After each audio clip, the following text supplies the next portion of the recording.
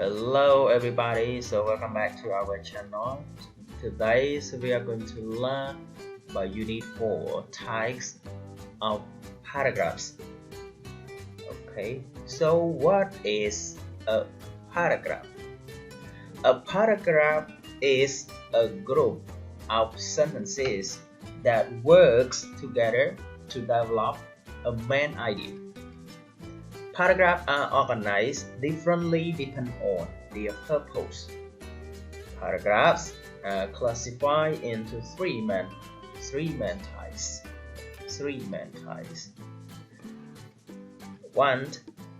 Roman one, narrative paragraphs.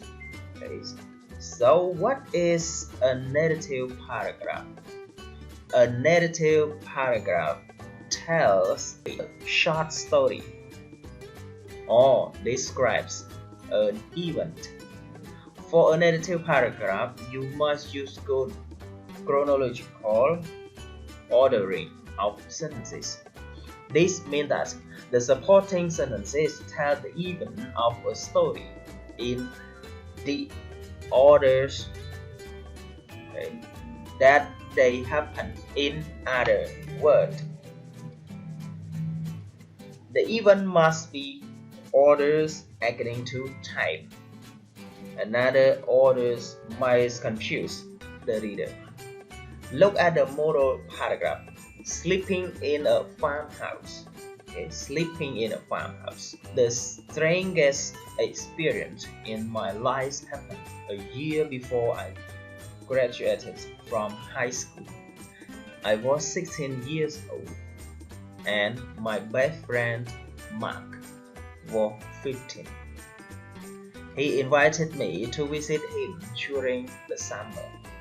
I was staying with him in his farmhouse in the middle of the countryside.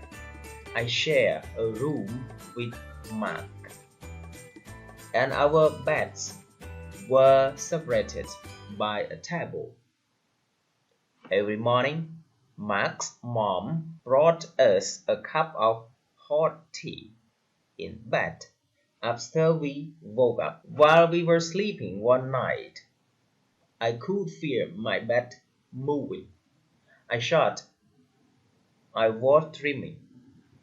The next morning, Mark's mother brought us hot tea as usual. When she turned on the lights, we saw that our beds were pushed together and the table had moved.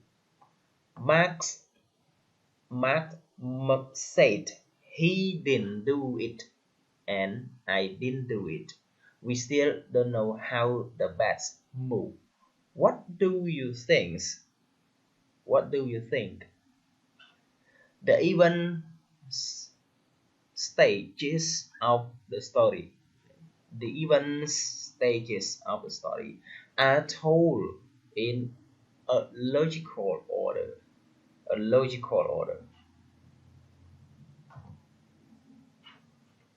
1. Background information.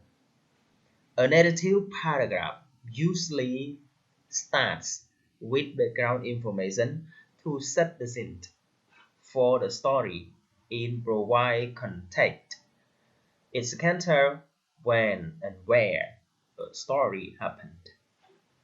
The strangest experience in my life happened a year before I graduated from high school. I was 16 years old, and my best friend Mark was 15. He invited me to visit him during the summer. 2. Beginning of the story. Beginning of the story. The beginning of a narrative usually tells what happened first in the story. I was staying with him in his farmhouse in the middle of the countryside. I shared a room with Mark, and our beds were separated by a table. Every morning, Mark's mom brought us a cup of hot tea in bed after we woke up. Okay, and this one that we are going to talk about the beginning of the story. It is beginning of the story. Three, middle of the stories. The middle of the narrative is usually the main part and tells most of the events in the story. While we were sleeping one night, I could feel my bed moving. I thought I was dreaming. The next morning, Mark's mother brought us hot tea as usual. When she turned on the lights, we saw that our beds were pushed together and the table had moved. Okay, so in this block, we we are talking about the middle of the story. And four, end of the story. The end of the narrative concludes the story. It tells the final event and has a concluding remark.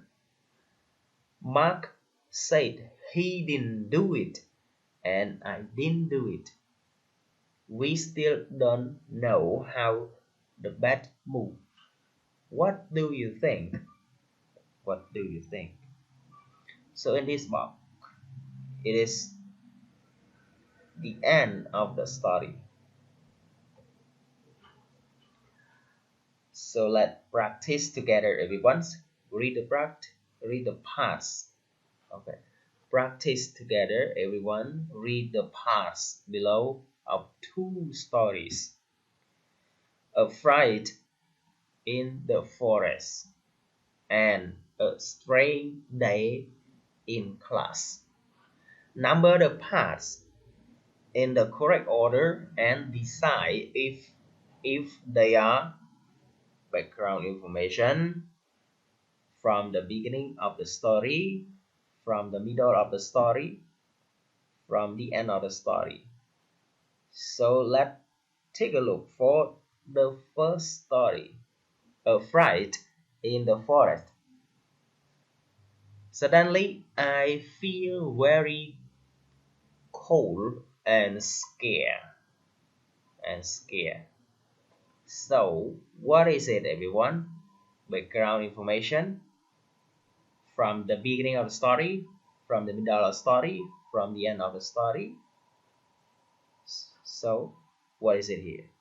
Yes, let's complete together. You will see the correct answer. B. I grew up in a small town in the countryside. Near my house was a large forest, and my parents told me not to play there. So part B, this one is about the part B. What is it? The beginning of the end of the story, everyone, or background of the story. Let's complete this one. C. After that day, I never went back to the forest. So what is it? This one, the beginning or the middle or the background of the story. One day I was playing in the forest with some of my school friends. Okay, so the part D. So what is it, everyone? Part D. Let's check one more story. A strange day in class. A. I have been studying English for a few years and really enjoy the classes. Okay, the classes. So this one, what is it? The beginning of the story or the end of the story or the information of the story. B. I heard everyone laughing. I woke up and realized it was a dream. So part B, what is it, everyone? Part B, what is it? You see the correct answer. Part B, what is it? C. One day something unusual happened in class. So part C, what is it? One part C. Let's check. The answer will appear in part C. D.